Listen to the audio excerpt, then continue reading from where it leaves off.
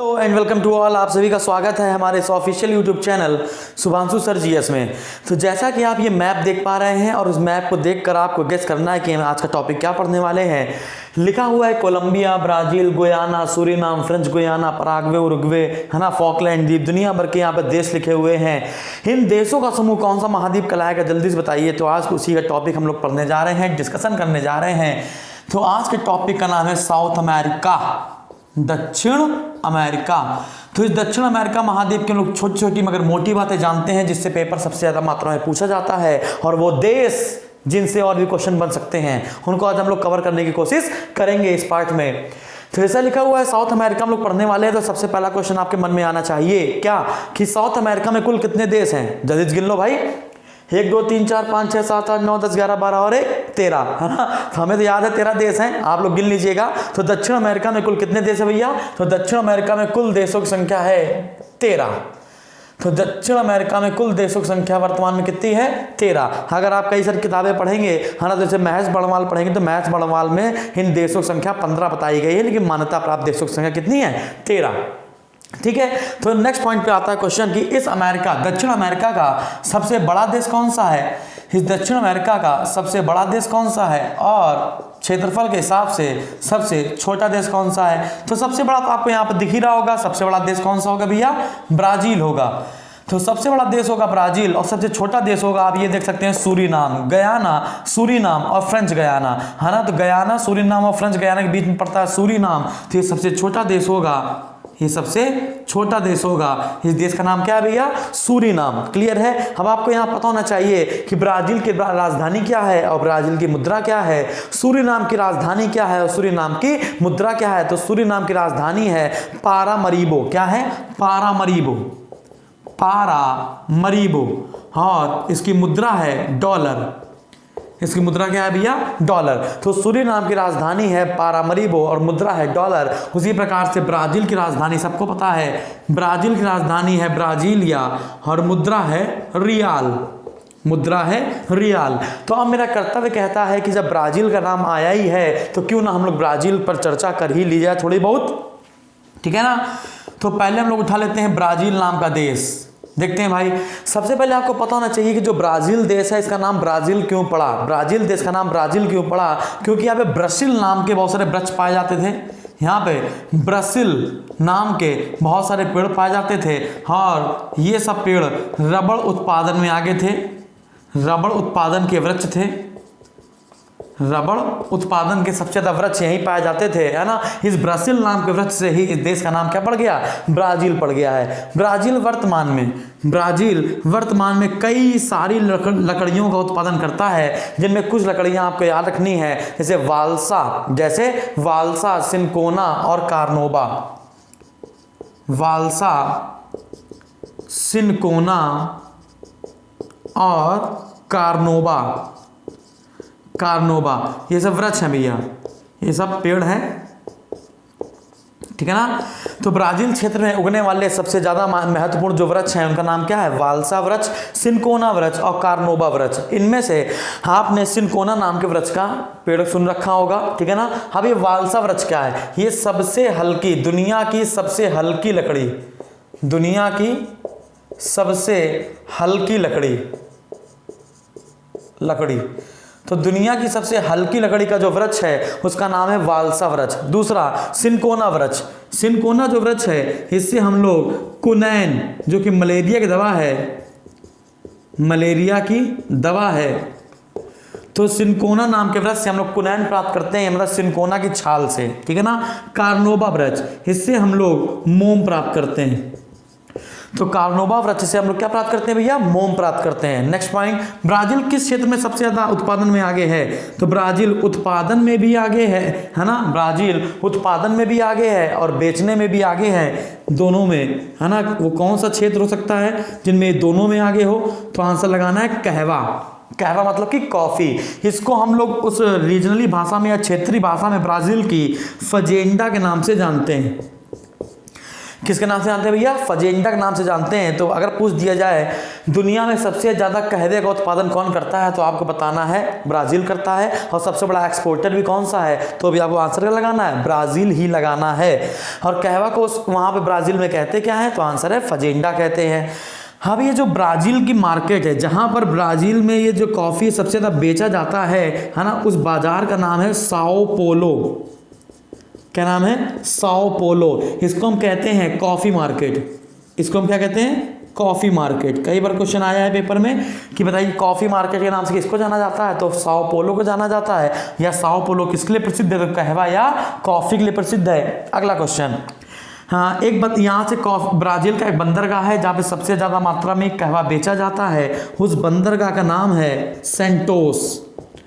उस बंदरगाह का नाम है सेंटोस। तो इस सेंटोस को हम लोग कॉफ़ी पोर्ट के नाम से जानते हैं। इस सेंटोस को हम लोग कॉफ़ी पोर्ट के नाम से भी जानते हैं। कई बार ये क्वेश्चन बनाया हुआ है पेपर में, तो आपको इतनी बात समझ में आ रही है। अगर आपसे कह दिया जाए ब्राज़ील साउथ अमेरिका में सबसे ज़्यादा मैग्नीज किस देश में पाया जाता है, तो साउथ अमेरिका में सबसे ज़्यादा मैग्नीज ब्राज़ील में ही पाया जाता है। ब्राज़ील में खान, इसका नाम है अमापा खान। क्या नाम है भैया?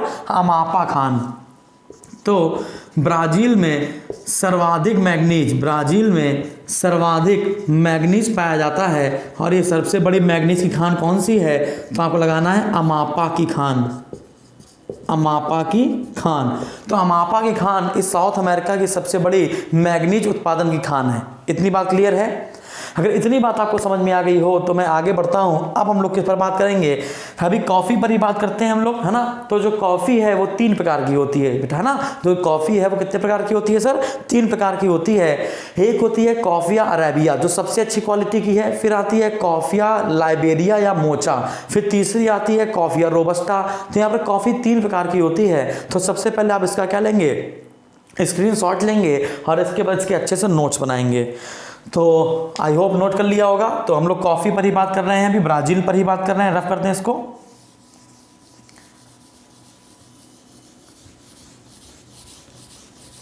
तो हमने आपको यहाँ क्या बताया कि जो कॉफ़ी है वो 3 प्रकार की होती है भैया, है ना। यानी जो कॉफ़ी होती है वो 3 प्रकार की होती है। ये जो कहवा है ये 3 प्रकार का होता है। अच्छा, ब्राज़ील में जो कहवा है, ब्राज़ील में जो कॉफ़ी है ये पुर्तगाली लेकर आए थे। अब ये पुर्तगाली लेकर कहाँ से आए थे? ये पुर्तगाली अरब से लेकर आए थे। अरब से 1200 ईस्वी में लेकर आए थे। किसके यहाँ लेकर आए थे? ब्राज़ील में लेकर आए थे। क्लियर है? अच्छा, अब बात करते हैं ये जो कहवा या कॉफ़ी होती है 3 प्रकार की होती है। जैसे पहला हो गया कॉफ़ी अरेबिया, कॉफ़िया अरेबिया, ठीक है ना। ये अरब के क्षेत्र की कॉफ़ी है। अगला है कॉफ़िया लाइबेरिया। कॉफ़िया लाइबेरिया ये किस देश की है? लाइबेरिया की है। अगला है कॉफ़िया रोबस्टा। कॉफ़िया रोबस्टा सभी क्षेत्रों में उग जाती है। सभी क्षेत्रों में पाए जाने वाली कॉफ़ी का पौधा है, जिनमें सबसे हाई क्वालिटी का पौधा कौन सा है? कॉफ़िया अरेबिया। उससे नीचे कॉफ़िया लाइबेरिया और सबसे नीचे आएगा कॉफ़िया रोबस्टा। क्लियर है? तो ये सबसे हाई क्वालिटी से सबसे लो क्वालिटी हो गई। अब भारत में सबसे पहला, भारत में पहला कॉफ़ी का पौधा, भारत में पहला कॉफ़ी का पौधा केरल में, भारत में पहला कॉफ़ी का पौधा केरल में इडुक्की नदी के पास लगाया गया था। केरल में इडुक्की नदी के पास लगाया गया, लेकिन ये सक्सेसफुल नहीं हो पाया। तो इसको यहाँ से निकाल कर केरल वाले अब कहाँ ले गए? कर्नाटक ले गए। कहाँ ले गए भैया? कर्नाटक ले गए, है ना। तो अगर आपसे कह दिया जाए कि बताइए भारतीय कॉफ़ी बोर्ड का मुख्यालय क्या है, तो कर्नाटक की राजधानी बेंगलोर है। और भारत में सबसे ज़्यादा कॉफ़ी के उत्पादन में प्रथम स्थान पे कौन है? तो कॉफ़ी के उत्पादन में प्रथम स्थान पर है कर्नाटक, दूसरे स्थान पर है तमिलनाडु और तीसरे स्थान पर है कौन? केरल। तो देखो भैया जो स्थान है पहला दूसरा तीसरा है ना, ये वीडियो तो चेंज नहीं होगा, लेकिन आने वाले साल चेंज हो जाएंगे, तो साल चेंज हो जाएंगे तो ये डाटा भी हो सकता है चेंज हो जाए, लेकिन वर्तमान में 2019 चल रहा है। 19 वाले डाटा में जो आपको बता रहे हैं बिल्कुल सेम यहीं पर है, बाकी सारी चीज़ें यही रहेंगी, पेपर में क्वेश्चन भी यही बनेगा, लेकिन आज से 8-9 साल 10 साल के बाद ये पॉइंट चेंज हो सकते हैं। तो तब तक तो हम आप जिंदा रहे तो ये सब डाटा चेंज करते रहेंगे और आपको बताते रहेंगे। तो अब भारत में सबसे पहला कॉफ़ी का पौधा केरल में इडुक्की नदी के पास लगाया गया था। वर्तमान में सबसे ज़्यादा कॉफ़ी कर्नाटक में उगाई जा रही है। भारतीय कॉफ़ी बोर्ड का मुख्यालय कहाँ पर है? बेंगलोर में है। इतनी बात क्लियर है। तो यहाँ पर हमने आपको कॉफ़ी बता दिया।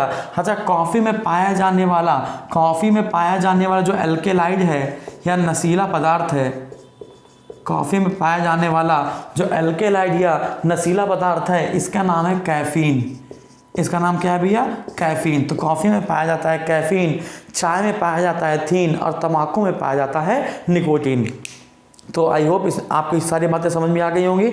जल्दी से इसको नोट कर लेते हैं, ठीक है? जल्दी से कर लीजिए, आगे बढ़ते हैं। अब आप ज़रा एक चीज़ देखिएगा, एक चीज़ अगर आप सही से देखेंगे तो पता चल जाएगा आपको। क्या आप यहाँ पर देखिए ज़रा सा कि ये है ब्राज़ील और ये है पराग्वे। देखिए ये जो हरा हरा यहाँ पर है ना, ये है पराग्वे, ठीक है ना, और ये है ब्राज़ील। तो ब्राज़ील और पराग्वे के बीच में एक नदी बहती है। ब्राज़ील और पराग्वे के बीच में एक नदी बहती है जिसको हम कहते हैं पराना नदी। क्या कहते हैं सर? पराना नदी। इस पराना नदी पर एक बहुत जल उद्देशीय या जल परियोजना चल रही है। इसका नाम है इटेपू। क्या नाम है भैया? इटेपू। तो सबसे पहले आपको याद रखना है कि ब्राज़ील और पराग्वे के बीच सीमा का निर्धारण, ब्राज़ील और पराग्वे के बीच सीमा का निर्धारण ये पराना नदी करती है। और इस पराना नदी पर कौन सी परियोजना चल रही है? इटेपू परियोजना चल रही है। क्या चल रही है भैया? इटेपू परियोजना चल रही है। अच्छा, ऐसे ही में आपको बताते हैं, ब्राज़ील की एक नदी है जीगू नदी। ब्राज़ील की एक नदी है जिसका नाम है जीगू नदी। इस जीगू नदी पर जो बांध बना हुआ है ये बहुत विवादों वाला बांध है। इसका हमेशा लोग विरोध करते रहते हैं ब्राज़ील में, ठीक है ना। तो क्वेश्चन बनता है, पर्यावरण विरोधी है, मतलब कि ये पर्यावरण को नुकसान पहुंचा रहा है। तो क्वेश्चन बनता है कि बताइए ब्राज़ील में जो जीगू नदी है वहाँ पर कौन सा बांध पर्यावरण को नुकसान पहुँचा रहा है? तो आपको लगाना है बेला मोंटे बांध। क्या लगाना है भैया? बेला मोंटे बांध। तो बेला मोंटे बांध किस नदी पर है सर? आंसर लगाना है जीगू नदी पर है। आंसर किस नदी पर है? जीगू नदी पर, ठीक है ना। अच्छा, आपको यहाँ पर पता होना चाहिए कि जो विषुवत रेखा है वो इक्वाडोर से ऐसे गुजरती है। जो 0 डिग्री रेखा ना, भूमध्य रेखा या विषुवत रेखा जो है वो इसी इक्वाडोर से होकर इसी के सहारे एक नदी भी बहती है, उसका नाम है अमेज़न नदी, ठीक है ना। तो इसी भूमध्य रेखा के सहारे कौन सी नदी बहती है? विषुवत रेखा के सहारे। आंसर है अमेज़न नदी। यहाँ से बहना शुरू होती है और यहाँ से होते हुए अटलांटिक महासागर में गिर जाती है। तो अच्छा, क्वेश्चन क्या बताना है हमको? क्वेश्चन ये बताना है कि अभी विषुवत रेखी प्रदेश है, तो विषुवत रेखी प्रदेश में सबसे ज़्यादा अब यहाँ पर सूर्य 2 बार चमकता है, 21 मार्च और 23 सितंबर। अगर आपने वो वीडियो नहीं देखा है मेरा अक्षांश और देशांतर रेखा वाला, तो कृपया करके उसको देखिए, आपको पता चल जाएगा मौसम कहाँ बदलता है, कहाँ नहीं बदलता है, किस देश का समय कब कैसे निकालते हैं। वर्तमान में 4 बज रहा है भारत में, तो अमेरिका में कितना बज रहा होगा ये सब आपको पता चल जाएगा उस वीडियो को देखने के बाद। तो अब यहाँ वाले अगल बगल क्षेत्रों में बहुत ज़्यादा बारिश होगी, है ना। तो वेनेजुएलम जो घास के मैदान पाए जाते हैं उन्हें हम कहते हैं लानोस, लेकिन जबकि ब्राज़ील में जो घास के मैदान पाए जाते हैं उन्हें हम कहते हैं कैंपोस। और अर्जेंटीना यानी जो शीतोष्ण स्थल होगा, ये ध्रुव वाला पार्ट हो जाएगा तो ठंडा होगा, क्लियर है। तो जो अर्जेंटीना वाला पार्ट होगा, है ना, तो अर्जेंटीना के घास के क्षेत्रों को हम कहते हैं पंपास। तो यहाँ पर ये 3 घास के मैदान जरा आप याद करेंगे, 3 घास के मैदान आपको याद करने पड़ेंगे। ब्राज़ील के घास के मैदान को हम कहते हैं कैंपोस या कैंपोस, है ना। वेनेजुएला के घास के मैदान को हम लोग कहते हैं, जल्दी बताइए, लानोस। और जो अर्जेंटीना है, अर्जेंटीना के घास के मैदान को हम लोग कहते हैं पंपास। तो अर्जेंटीना के घास के मैदान को हम लोग पंपास कहते हैं। अगर आपसे कह दिया जाए पंपास का मतलब क्या होता है, तो दूर तक फैला मैदान। क्या कहते हैं इसे? दूर तक फैला मैदान। अर्जेंटीना के बारे में लोग यहाँ पर चर्चा कर लेते हैं जल्दी से। तो पंपास का मतलब होता है दूर तक फैला मैदान, दूर तक फैला मैदान, दूर तक फैला मैदान। इसी अर्जेंटीना में जहाँ पे दलदल पाया जाता है ना, तो अर्जेंटीना में पाए जाने वाले दलदल को हम लोग कहते हैं ग्रान चाको। क्या कहते हैं भैया? ग्रान चाको। तो अर्जेंटीना में पाए जाने वाले दलदल को हम लोग कहते हैं ग्रान चाको। क्या कहते हैं? ग्रान चाको।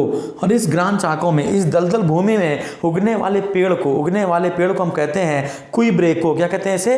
क्विब्रेको, है ना।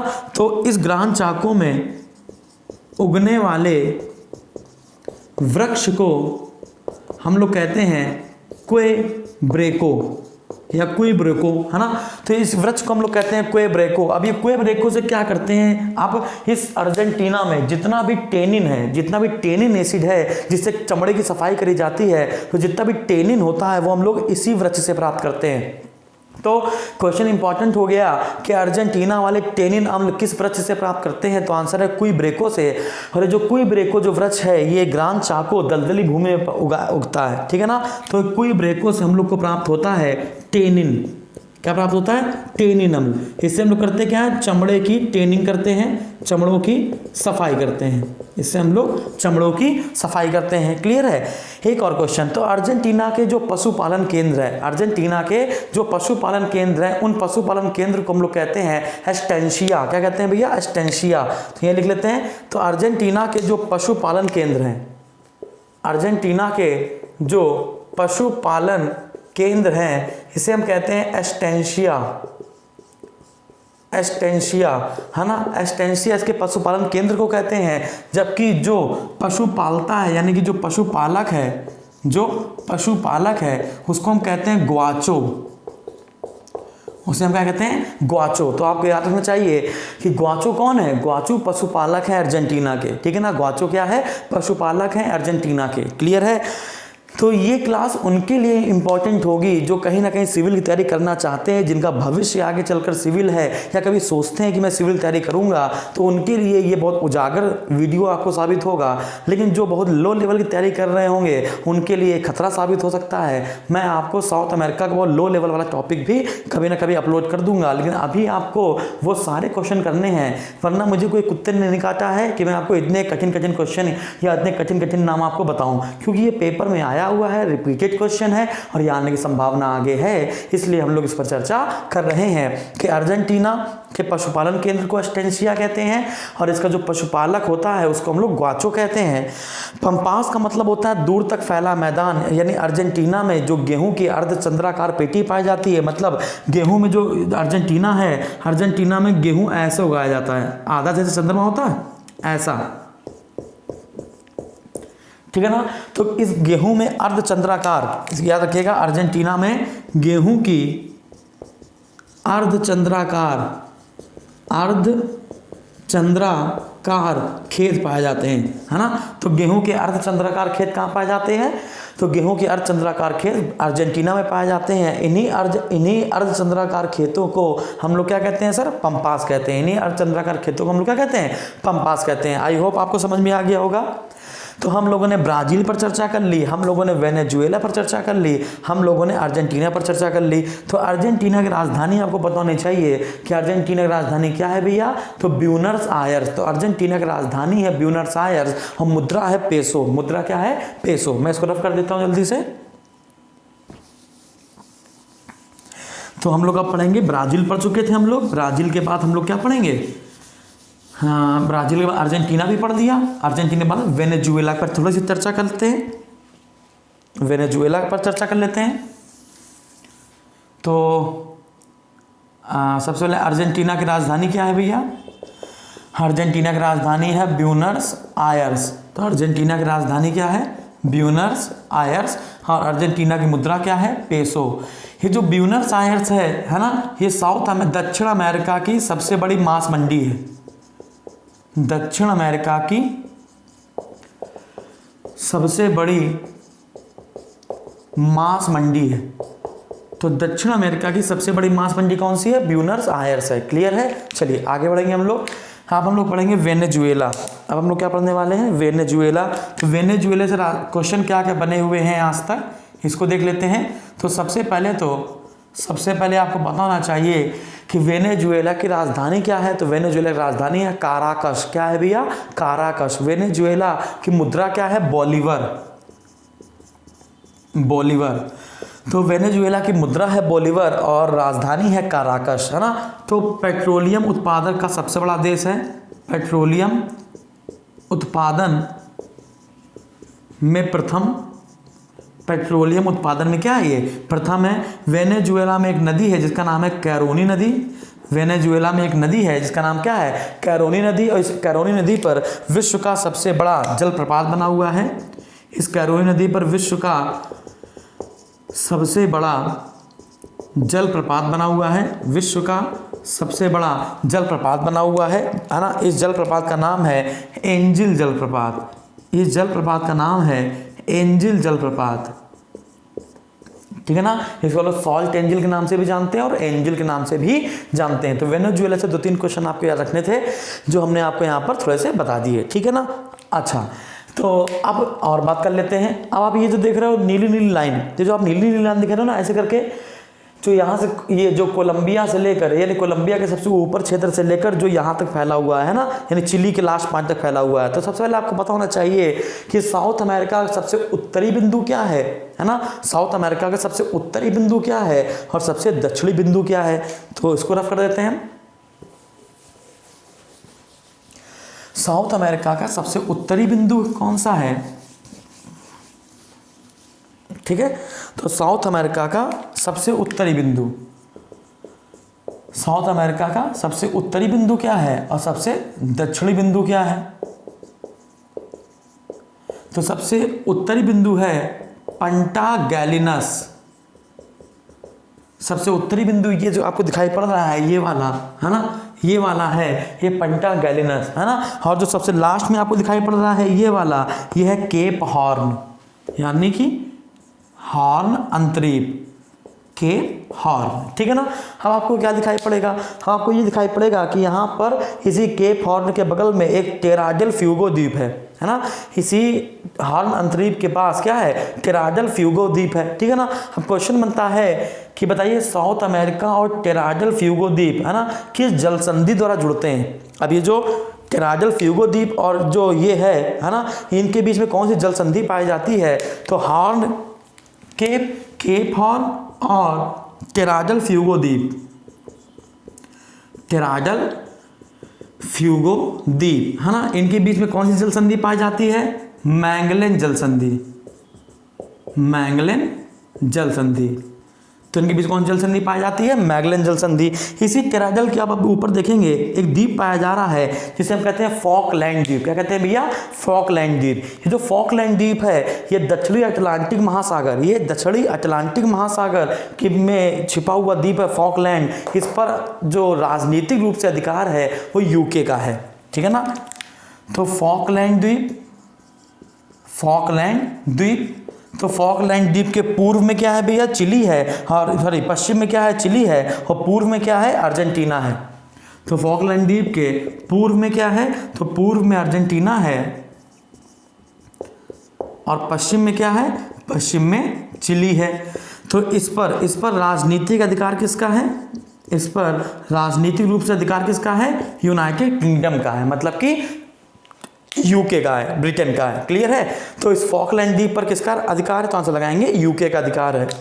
अच्छा, अगर आप गौर से देखिए तो ब्राजील सबसे बड़ा देश है, ठीक है ना। अगर आप गौर से देखें तो ये ब्राजील सबसे बड़ा देश है और ब्राजील की सीमा सबसे छू रही है, ब्राजील की सीमा सबसे छू रही है सिवाय इक्वाडोर के। देखिए यहाँ पे बीच में एक लाइन खींच गई ना, तो एक इक्वाडोर हो गया और दूसरा चिली हो गया, है ना। तो इक्वाडोर और चिली, ये जो ऐसे मिर्चा से दिखाई पड़ रहा है ये वाला, तो ये है चिली। क्लियर है। तो चिली की राजधानी क्या है, सैंटियागो, और मुद्रा क्या है, पीसो, ठीक है ना। तो इस ब्राजील कुल 13 देश हैं, 13 में से एक हो गया ब्राजील, है ना, और बाकी हो गए ये, बाकी ये 2 बचे। तो ब्राजील को 10 देश छूते हैं, ठीक है ना। ये जो ब्राजील है इसे 10 देश छूते हैं, ब्राजील 10 देशों से स्पर्श करता है। अभी कौन से 2 देश ऐसे हैं जो जिनसे ये स्पर्श नहीं करता, तो आप देख सकते हैं क्या हो सकता है, एक है चिली और एक है इक्वाडोर। एक है चिली और एक क्या है, इक्वाडोर। एक है चिली और दूसरा क्या है भैया, इक्वाडोर। तो चिली और इक्वाडोर ऐसे देश हैं जो ब्राज़ील की सीमा से नहीं लगते। अच्छा, अब अगला क्वेश्चन क्या देखना है, अगला क्वेश्चन ये देखना है कि आप अगर चिली में देखो, है ना, अभी अगर आप चिली में देखो तो जो पवने हैं, जो पवने होती है, जो गर्म पवने हैं, यानी जो मरुस्थल है, जलवायु जो है ना, तो जो मानसून है वो ऐसे आता है ना, ऐसे आता है। तो यहाँ पर एंडीज पर्वत है, जो एंडीज पर्वत अगर ऐसे उठा होगा तो जितनी भी हवाएं आएंगी सब इसमें टकराएंगी और टकरा कर यहीं पर वर्षा करा देंगी। अभी इधर साइड तो वर्षा कराएंगे नहीं, तो अर्जेंटीना में वर्षा करा देते हैं और उसके पीछे साइड वर्षा नहीं कराती हैं। तो उत्तरी चिली में एक मरुस्थल पड़ता है, तो उत्तरी चिली में एक मरुस्थल पड़ता है, इसे कहते हैं आटाकामा मरुस्थल, ठीक है ना। तो उत्तरी चिली, चिली के उत्तर वाले पार्ट में, तो उत्तरी चिली में एक मरुस्थल पड़ता है जिसे कहते हैं आटाकामा मरुस्थल। ये दक्षिण अमेरिका का सबसे बड़ा मरुस्थल है, ठीक है ना। हाँ, अब यहाँ पर आता है आटाकामा मरुस्थल में एक जगह लिखी है अरीका। क्या लिखी है भैया, अरीका। ये दुनिया का सबसे शुष्क प्रदेश है ना। दुनिया का सबसे शुष्क क्षेत्र पूछा जाए, ड्राई एरिया पूछा जाए, तो आंसर लगाएंगे अरीका। और ये अरीका किसके अंदर है, आटाकामा मरुस्थल के अंदर है। और ये आटाकामा जो मरुस्थल है ये उत्तरी चिली में है, मतलब चिली पे है। बात क्लियर है, बात समझ में आ रही है आपको, ठीक है ना। तो इतनी अगर आपको बात समझ में आई तो हम लोग आगे बढ़ सकते हैं। अब तो अगर देखा जाए सही से तो आप ये देख लीजिए पहले चिली, ठीक है ना। तो चिली में कौन सा मरुस्थल है आपको बता देते हैं। चिली में कौन सा मरुस्थल है, आटाकामा। चिली में कौन सा मरुस्थल है, आटाकामा मरुस्थल है। इसी आटाकामा मरुस्थल में सबसे शुष्क क्षेत्र कौन सा है, इसी आटाकामा मरुस्थल में सबसे शुष्क क्षेत्र कौन सा है, अरीका। कौन सा है, अरीका है। क्लियर है, कौन सा भैया, अरीका क्षेत्र है। क्लियर, आगे आते हैं, इसको मैं रफ कर देता हूं जल्दी से। हम लोग एंडीज पर्वतमाला पर बात कर लेते हैं, एंडीज पर्वतमाला पर, ठीक है। तो ये जो आप देख रहे हैं, कोलंबिया से, यहाँ से शुरू होगा, कैरेबियन सागर के आसपास से शुरू होगा और यहाँ से चलते ये कैराडल फ्यूगो द्वीप के आसपास भी आता है। तो ये है दक्षिण अमेरिका में जो सबसे किनारे है, इसे कहते हैं एंडीज पर्वतमाला। एंडीज पर्वतमाला। अभी जो एंडीज पर्वतमाला है ये दुनिया की दूसरी सबसे ऊंची और दुनिया की पहली सबसे लंबी पर्वतमाला है, सबसे लंबी पर्वतमाला है। तो दुनिया की दूसरी सबसे ऊंची है, तो पहली कौन सी होगी, हिमालय। तो पहली होगी हिमालय, तो दूसरी कौन सी हो जाएगी, एंडीज। और जो एंडीज पर्वतमाला है ये क्या है, ये ऐसे हमने आपको दिखा दिया, यहाँ से यहाँ तक है। क्लियर है। अब अगर आप देखेंगे, अब जो पर्वतमाला जो चट्टान है, अगर ये ऐसे करके मुड़ेगी, है ना, किसी चीज़ को अगर आप ऐसे करके मोड़ोगे, है ना, तो बीच बीच में क्रैक आ जाएंगे ना। तो जब ये ऐसे करके मुड़ी है तो यहाँ पर बहुत सारे क्रैक आ गए। इस क्रैक पर बहुत सारे द्वीप बसे हुए हैं, है ना। तो चिली के दक्षिणी चिली वाले पार्ट में बहुत सारे कटे फटे क्षेत्र है और इन पर बहुत सारे आइलैंड बसे हुए हैं, द्वीप बसे हुए हैं। जैसे मान लो कि ऐसे अगर कट गया तो कुछ द्वीप यहाँ पर है, यहाँ पानी भरा हुआ, यहाँ द्वीप है, यहाँ पर है, ये द्वीप है ना। तो ऐसे द्वीपों को हम लोग फ्यार्ड कहते हैं। क्या कहते हैं भैया, फ्यार्ड। तो क्या लिखेंगे, चिली कटे फटे क्षेत्रों में, चिली के कटे फटे क्षेत्रों में बहुत से द्वीप हैं, है ना। इस तट को हम लोग फ्यार्ड कहते हैं। इस तट को हम लोग क्या कहते हैं, फ्यार्ड तट कहते हैं। और जो फ्यार्ड तट है बस विश्व में 2 जगह ही पाए जाते हैं, एक तो चिली में और दूसरा नॉर्वे में। एक तो चिली में और दूसरा नॉर्वे में। तो फ्यार्ड तट के विश्व में सिर्फ 2 ही उदाहरण आपको देखने को मिलेंगे, एक चिली और दूसरा नॉर्वे में आपको देखने को मिलेगा। आटाकामा मरुस्थल देख लिया, अर्जेंटीना देख लिया हमने। अच्छा, पेरू, है ना। अब आपको पता होगा कि ये जो एक पवनों का जो नियम होता है, जलधाराओं का जो नियम होता है, इस जलधाराओं के नियम में आपको पता होना चाहिए कि जो इधर की जलधाराएं होती हैं, है ना, इधर की जो पूर्व की जो जलधाराएं होती हैं वो हमेशा गर्म होती हैं। तो पूर्व की जलधाराएं गर्म होती हैं, इसलिए ब्राज़ील की जलधारा क्या है, गर्म है। लेकिन जो पश्चिम की जलधारा होती है वो हमेशा ठंडी होती है ना। तो आपको याद रखना, पेरू की जो जलधारा है, इस पेरू जलधारा को हम लोग हम्बोल्ट के नाम से भी जानते हैं।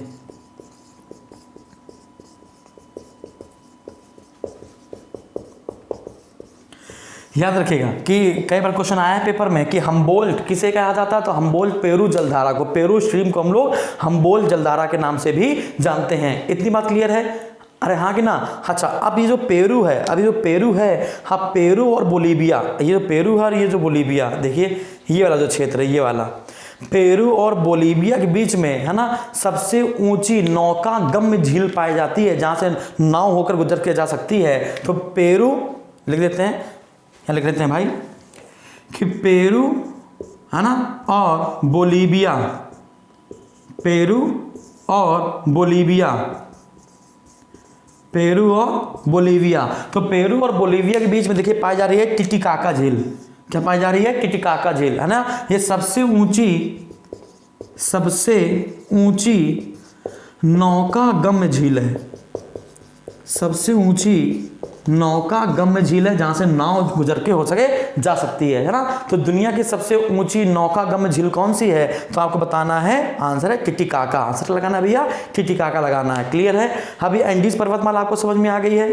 क्लियर है? आपको ये बात समझ में आ गई है? इसका जल्दी से आप नोट करिए, है ना। अगर एक और क्वेश्चन आपको बता दें कि यहीं पर एक बोलीविया का पठार पाया जाता है, बोलीविया प्लेटो। अब जो बोलीविया का पठार है ये वाला, है ना, आप क्वेश्चन बनता है कि बताइए बोलीविया का पठार किसके लिए फेमस है ना। तो जो बोलीविया का पठार है ये टिन के लिए फेमस है, बोलीविया प्लेटो। कई बार क्वेश्चन आया है कि जो बोलीविया का पठार है वो सबसे ज्यादा मात्रा में किसके लिए प्रसिद्ध है? तो आंसर लगाना है टिन, यानी कि एसएन इसका प्रतीक होता है। तो बोलीविया के पठार से सबसे ज्यादा मात्रा में हमको क्या प्राप्त हो सकता है? तो आंसर लगाना है टिन प्राप्त हो सकता है। जल्दी इसको नोट कीजिए, आगे बढ़ते हैं फास्ट। ठीक है, तो हमने ब्राजील देख लिया, ये सब देख लिया, आगे बढ़ते हैं हम लोग, आगे बढ़े। ठीक है,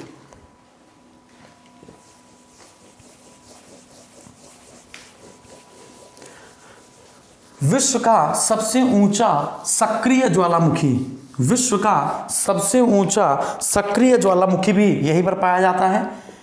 विश्व का सबसे ऊंचा सक्रिय ज्वालामुखी, तो विश्व का सबसे ऊंचा सक्रिय ज्वालामुखी भी यहीं पाया जाता है ना। उसका नाम है ओजोस डेल सलाडो। हमने आपको बताया भी है, Ojos del Salado, Ojos del Salado. अब आपको बताना है कमेंट बॉक्स में ये करके है कि हमने आपको बताया था ज्वालामुखी के बारे में, तो अच्छे से बताया था। तो आपको बताना ये है कि ये ओजोस डेल सलाडो, ये जो ज्वालामुखी है ये किन दो देशों के बीच में स्थित है? ये किन दो देशों के बीच में स्थित है? क्लियर है? ये आपको हमें बताना है। ठीक है, कमेंट बॉक्स में कमेंट करके बताना है। नेक्स्ट पॉइंट पे आते हैं। अच्छा, गुयाना, सूरीनाम और फ्रेंच, याद रखिएगा सूरीनाम किन दो देशों के बीच में है? तो गुयाना और फ्रेंच गुयाना। अब वो देश बताइए, है ना, जो लैंड लॉक्ड है। वो देश बताइए जो लैंड लॉक्ड है, मतलब कि जिनकी जो सीमा है वो किसी समुद्र से नहीं छूती। देखिए सबकी सीमा समुद्र से छू रही है, लेकिन दो देश ऐसे होंगे जिनकी सीमा समुद्र से नहीं छू रही होगी। जरा चेक कीजिए कौन से देश होंगे वो। आपको ये दिख रहा है ना, ये एक तो हो गया बोलीविया, ठीक है ना। ये क्या हो गया? बोलीविया। और बोलीविया अगर हो गया तो देखो एक ये हो गया, ये कौन सा देश है? पराग्वे, ठीक है ना। तो ऐसे देश बताइए जो लैंड लॉक देश हैं। तो दक्षिण अमेरिका के, साउथ अमेरिका के दो स्थल रुद्ध देश, स्थल रुद्ध देश। तो दक्षिण अमेरिका के दो स्थल रुद्ध देश, तो आंसर ये है बोलीविया और पराग्वे, बोलीविया और पराग्वे। ये क्या है? दक्षिण अमेरिका के सबसे बड़े स्थल रुद्ध देश हैं, जिनमें सबसे बड़ा कौन सा है? आंसर है बोलीविया। आंसर लगाएंगे भैया बोलीविया। क्लियर है? चलिए आगे बढ़ते हैं। तो आपने ही देखा कि ये जो रेखा जा रही है, ये वाली रेखा है ना, ये है विषुवत रेखी, है ना, ये भूमध्य रेखा। हाँ, इस भूमध्य रेखा के समान कौन सी नदी बहती है? इस भूमध्य रेखा के समान बहती है, तो आंसर है अमेज़न नदी, है ना। तो भूमध्य रेखा के समान कौन सी नदी बहती है? भूमध्य रेखा के समान कौन सी नदी बहती है? तो आंसर लगाना है अमेज़न नदी। क्या लगाना है? अमेज़न नदी, ठीक है ना। अब ये अमेज़न नदी विश्व की सबसे बड़ी विश्व की सबसे बड़ी या फिर चौड़ी नदी है, जबकि दूसरी सबसे लंबी नदी है, दूसरी सबसे लंबी नदी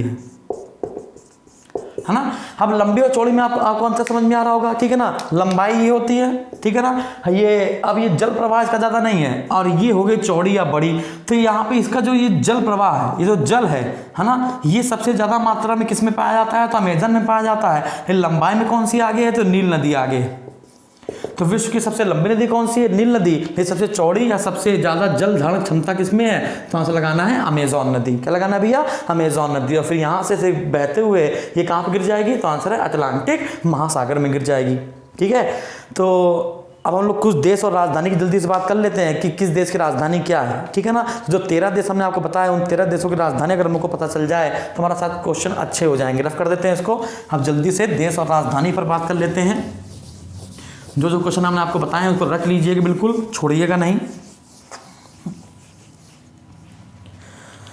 इक्वाडोर में एक ज्वालामुखी है कोटोपैक्सी। इक्वाडोर में एक ज्वालामुखी है कोटोपैक्सी। ज्वालामुखी वाला पार्ट में हमने आपको सब कुछ बता रखा है। तो देखते हैं भाई, देश देख लेते हैं। ब्राज़ील, पहले देश लिख लेते हैं। ये देश होगा, ये राजधानी होगी और मुद्रा होगा, है ना। तो लिख लेते हैं भाई, ब्राज़ील, अर्जेंटीना, पेरू।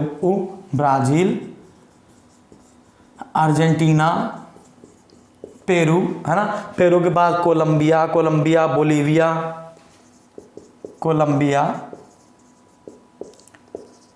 बोलीविया, ठीक है ना।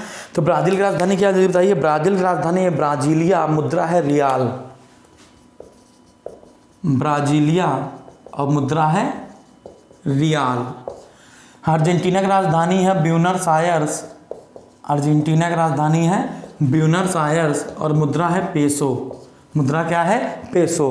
पेरू की राजधानी है लीमा और मुद्रा है न्यूसोल। लीमा और मुद्रा है न्यूसोल। आते कोलंबिया में, तो कोलंबिया की राजधानी है बोगोटा और मुद्रा है पीसो। बोगोटा और मुद्रा है पेसो। बोलीविया में आते हैं। बोलीविया की राजधानी है लापाज और बोलीवियानो।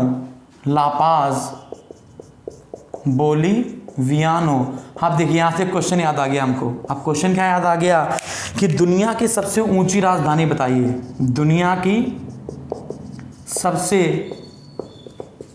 ऊंची राजधानी बताइए। तो दुनिया की सबसे ऊंची राजधानी आपको याद रखना है लापाज। तो दुनिया की सबसे ऊंची राजधानी है लापाज। अगर लापाज ऑप्शन में ना आए तो इक्वाडोर की राजधानी याद करिएगा, क्विटो, ठीक है ना। तो दुनिया की सबसे ऊंची राजधानी है लापाज और दुनिया की दूसरी सबसे ऊंची राजधानी है क्विटो, ठीक है, इक्वाडोर की। आगे बढ़ते हैं लापाज के बाद, ठीक है। अब आते हैं चिली की राजधानी क्या है, सैंटियागो। चिली की राजधानी क्या है, सैंटियागो। अब मुद्रा क्या है, पीसो। मुद्रा क्या है, पीसो, है ना। इक्वाडोर की राजधानी क्या है, क्विटो। इक्वाडोर राजधानी क्या है, क्विटो। और मुद्रा क्या है, डॉलर। मुद्रा क्या है भैया, डॉलर। अगला बताओ सूरीनाम की राजधानी क्या है, पारामरीबो। बताया था हमने आपको भी, सूरीनाम, पारामरीबो और डॉलर। पारामरीबो और डॉलर। अगला बताना है गयाना। ये गयाना, जॉर्ज टाउन। गयाना की क्या है भैया, गयाना की क्या है, गयाना की है जॉर्ज टाउन। मुद्रा क्या है, डॉलर। गयाना क्या है, जॉर्ज टाउन और मुद्रा क्या है, डॉलर। अगला है उरुग्वे की राजधानी क्या है, मोंटेविडियो। उरुग्वे की राजधानी क्या है, उरुग्वे की राजधानी मोंटेविडियो। अगर राजधानी है मोंटेविडियो तो मुद्रा क्या होगी, पीसो। मुद्रा क्या होगी, पीसो या पेसो, ठीक है ना। आगे बढ़ सकते हैं हम लोग। अगला है ना, हमने आपको क्या क्या बता दिया, ब्राज़ील, अर्जेंटीना, पेरुग्वे, कोलंबिया। 1 2 3 3 2 5 5 3 7 7 2 9, है ना। 9 के बाद अगला क्या बच रहा है, इक्वाडोर हो गया, कोलंबिया हो गया, ठीक है, बोलीविया हो गया है, चिली हो गया है, Uruguay, Paraguay, French Guiana, Suriname हो गया ना, फ्रेंच गुयाना पे आते हैं। तो बताइए जल्दी से, फ्रेंच गुयाना, जल्दी बताओ भाई, जो फ्रेंच गुयाना है, फ्रेंच गुयाना की राजधानी क्या होगी? फ्रेंच गुयाना की राजधानी कायने, क्या है? कायने। फ्रेंच गुयाना, फ्रेंच गुयाना राजधानी है कायने, और मुद्रा है यूरो। मुद्रा क्या है? यूरो। फ्रेंच गुयाना हो गया, तो और क्या बचा भैया? और क्या बचा? वेनेजुएला हो गया, वेनेजुएला कराकाश। वेनेजुएला क्या है? कराकाश, वेनेजुएला। वेनेजुएला राजधानी क्या बताई थी हमने आपको? कराकाश। और वेनेजुएला की मुद्रा क्या है? लिखा तो नहीं वेनेजुएला कहीं पर? हाँ, तो वेनेजुएला राजधानी है कराकाश। तो मुद्रा बताइए क्या हो सकती है इसकी, है ना? मुद्रा क्या है? बोलीवर। क्या हो सकती है? बोलीवर, बोलीवर, बोलीवर, है ना? मन जल्दी सोच लिया करो, अब तो हो गए होंगे 13। गिन लेते हैं, 1 2 3 4 5 6 7 8 9 10 11 12। अब भाई एक कौन सा छूट रहा है? जल्दी बताओ भाई। Colombia, Venezuela, Guyana, Suriname, French Guiana, Paraguay छूट रहा है। पराग्वे कहीं लिखा है? पराग्वे, पराग्वे कहीं नहीं लिखा है ना? ठीक है ना, पराग्वे छूट रहा है ना?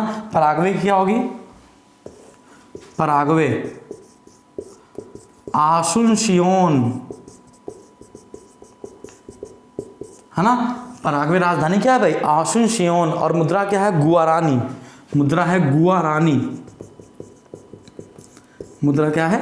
गुआरानी। ठीक है ना? तो मुद्रा है गुआरानी और इसका ये है। ठीक है, बात समझ आ रही है? ठीक है, तो इतनी बात क्लियर है। तो ये हो गया 13 देश।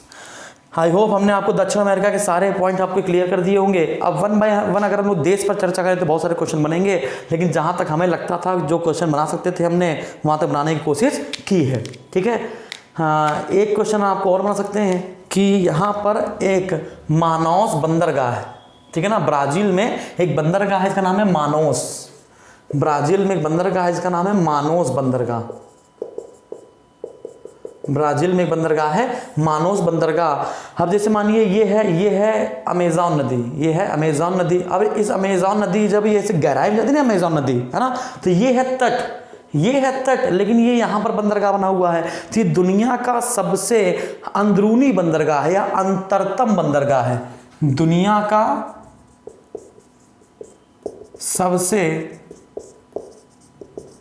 अंतरतम बंदरगाह, ये लास्ट क्वेश्चन है आज का कि दुनिया का सबसे अंतरतम बंदरगाह कौन सा है? तो दुनिया का सबसे अंतरतम बंदरगाह हो गया मानोस, है ना? ये किस देश में है? ब्राजील में है। क्लियर है? जल्दी से इसका स्क्रीनशॉट ले लीजिए। आज के लिए इतना काफ़ी है। Thank you.